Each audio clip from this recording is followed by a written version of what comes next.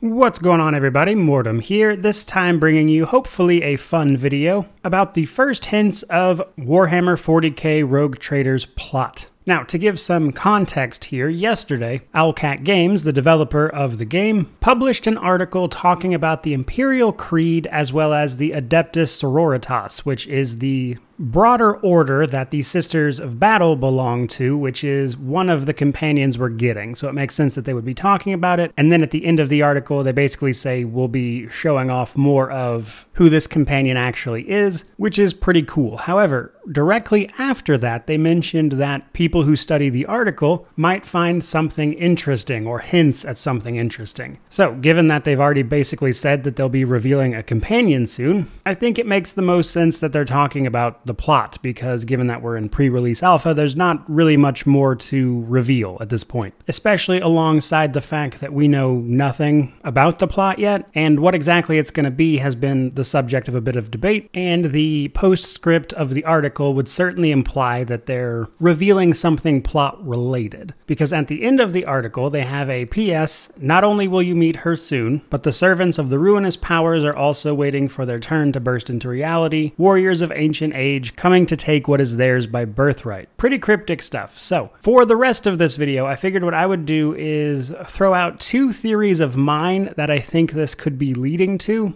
based on kind of what we've seen in the article here and what it talks about, as well as open the floor to some of your guys' theories down in the comments, as I'm kind of curious to see what people can come up with. But before we jump into that though, I do want to mention that typically speaking, as someone who follows the studio a lot and thus their reveals quite a bit, what Owlcat likes to do is tease something for about a week and then actually reveal whatever it is. Given the postscript says that we will be meeting this companion soon, I think it makes sense that they're probably doing this all in one, given that the postscript also includes the rest of that information. I don't think we'll have to wait too long for an answer on this, and I might do a follow-up video to this at some point when we start actually getting more information. Now, with no further ado, let's jump into this thing and talk about the two most interesting parts of this article to me that led me to my own theories. Now, the first thing that drew my attention is not actually that postscript. It's towards the beginning of the article when they're talking about the Imperial Creed and how the ecclesiarchy came to be. Now, one line in particular draws my attention in this part of the article, and that is it must be noted that seeds of this religion were sown by those who are now viewed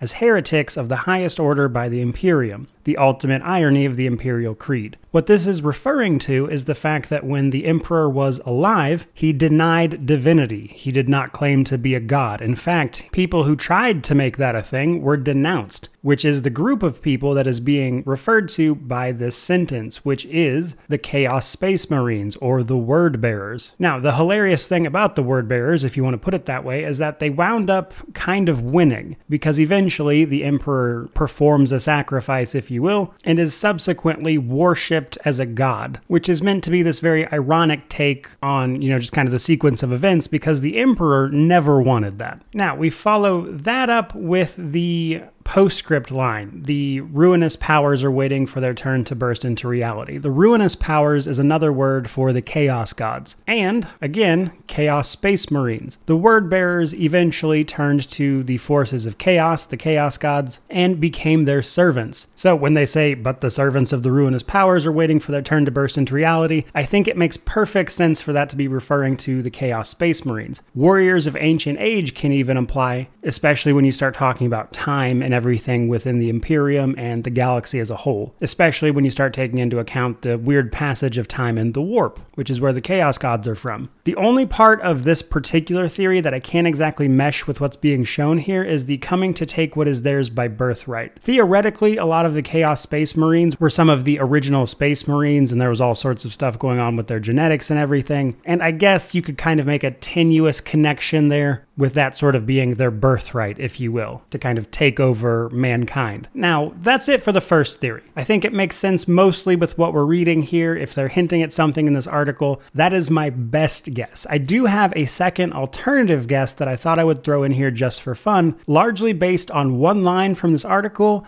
and something we saw in the reveal trailer for the game itself. Now, the line from this article I'm talking about is warriors of ancient age coming to take what is theirs by birthright. I think you could make the case for this referring to the Necrons. Necrons have a very long history that is way beyond the scope of this video to explain, but to put it in the absolute simplest terms possible, the Necrons were a race that was basically tricked into giving up what made them organic, if you will. They became sort of robotic death machines. However, they entered a stasis for a long time and have only been recently kind of returning to the living world, if you will. And at one point in their history, Necrons controlled huge swaths of the galaxy, and I think it would make sense in that context that they're attempting to reclaim what they believe is already theirs, especially when you take into the broader history of an event in the lore called the War in Heaven. But while that's fun to say, I think what could potentially give this more credence is something we don't actually see in the article, but again, rather something that we saw in the reveal trailer. In fact, something we see right at the end of the reveal trailer, which is a pretty important scene to leave that trailer on, especially if it doesn't actually wind up having anything to do with the game. And that image, as I'm sure you can see on screen already, is of course these Necron pyramid structures. And when thought about in that context, I think it makes a little more sense. I do think that particular theory is a little more tenuous than my first one, which seems to line up with everything they mentioned in the article, as well as some of the Chaos God